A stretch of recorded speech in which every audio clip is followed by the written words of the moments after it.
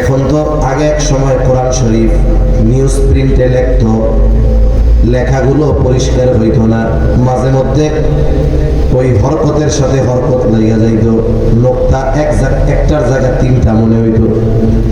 কিন্তু এখন এত উন্নত বাইন্ডিং, অনেক উন্নত পৃষ্ঠা, ঝকঝকা ছাপা, আবার 4 কালারের লেখা, ওয়াজিব গুন্নায় সবুজ কালার, ইদগামের মধ্যে নীল কালার, ইখফার মধ্যে হলুদ কালার, জানি পড়তে সুবিধা হয়। কত সুন্দর ঝকঝকা চকচকা। কিন্তু আফসোসের বিষয়, ঝকঝকা চকচকা বেড়েছে, আরো হয়তো বাড়বে, কিন্তু বাস্তবে কোরআনের আমল বাড়বে না।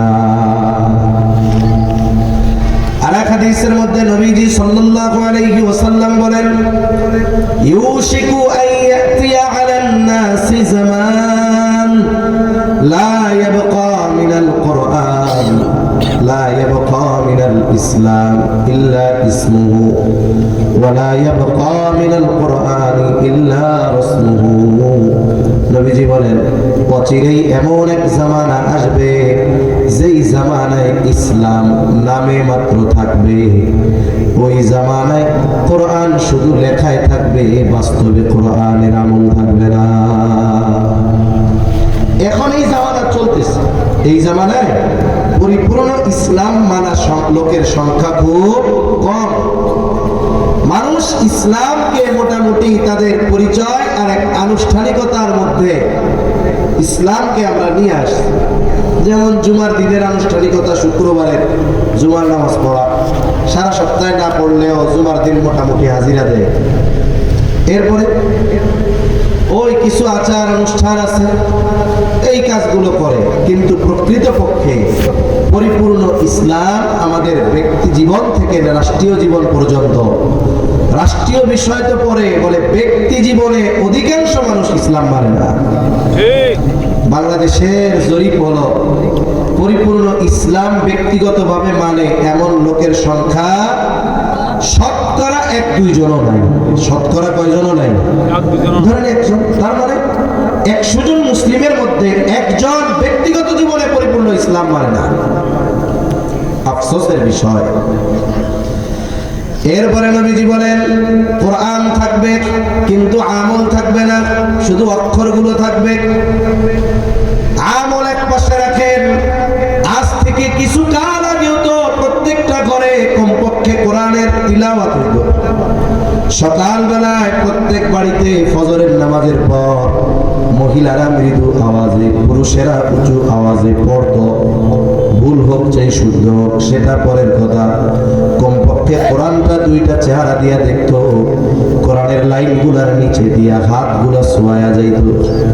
কিন্তু আফসোস, এই আধুনিকতা, এই বিদ্যুৎ, টেলিভিশন, ইন্টারনেট, মোবাইল আমাদের ঘর থেকে কোরআন তিলাওয়াতটাকেও শেষ করে দিয়েছে।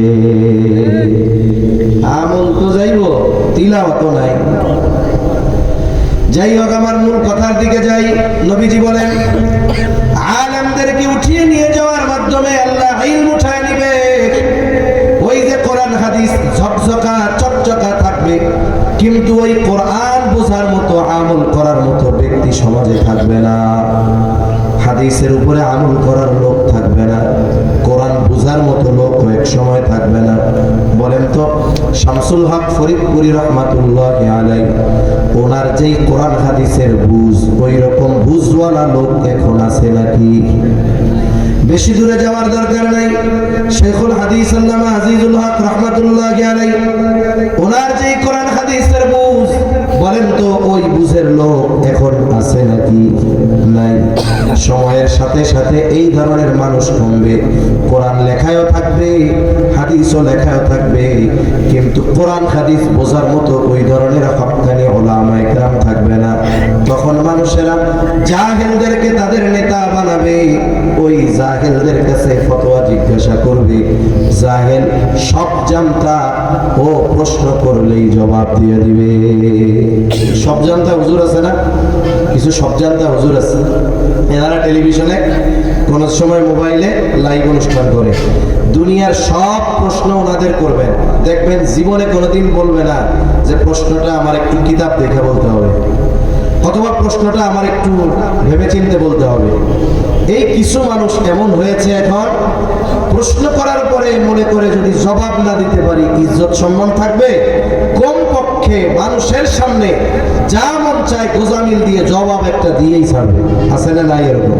কিন্তু আপনি একজন মুহাক্কিক আলেমের কাছে যান, একটা ফতোয়া বিভাগে যান, ফতোয়া জানতে চান, তখন দেখবেন উনি বলবে লিখিত দেন, অথবা ভালো মতো শুনে উনি কিতাব দেখে এরপরে আপনার সমাধান দিবে। কিন্তু আলেম লাগবে না, চার দোকানে যাই এখন এক ফতোয়া জিজ্ঞাসা করেন, দেখবেন বিড়ি টানা মুফতি সাহেবের অভাব নেই।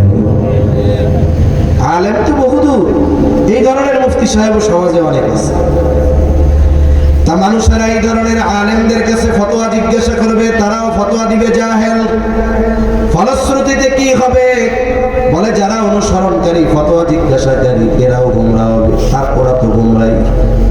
এই জন্য সাবধান। এই আলেমরা কোথা থেকে হয়? বলে হঠাৎ করে এই ছোট বাচ্চা আসমান থেকে আলেম হয়ে পড়ে না। বলে আলেম হওয়ার জন্য এই যে মালিগ্রাম রওজাতুস সুন্নাহ মাদ্রাসা থেকে তার সূচনা হয়। এজন্য এই মাদ্রাসাগুলো আমাদের সবচাইতে কল্যাণকারী, উলামায়ে কেরাম আমাদের কল্যাণকারী। বলে মাদ্রাসা থাকবে, আলেমরা থাকবে, আল্লাহ তাআলা আমাদের থেকে কিয়ামতকে দূরে রেখে দিবেন। আর আলেম থাকবে না, আল্লাহ তাআলা কিয়ামতকে ত্বরান্বিত করে দিবেন। এজন্য আমাদের উচিত যে প্রত্যেক ঘরে ঘরে কমপক্ষে একজন আলেম থাকা, প্রত্যেক ঘরে ঘরে কমপক্ষে একজন আলেম থাকা। আপনি সন্তানদের জাগতিক শিক্ষায় শিক্ষিত করলেও কমপক্ষে নুরানি মাদ্রাসাগুলায় 3, 4, 5 পর্যন্ত পড়ায়া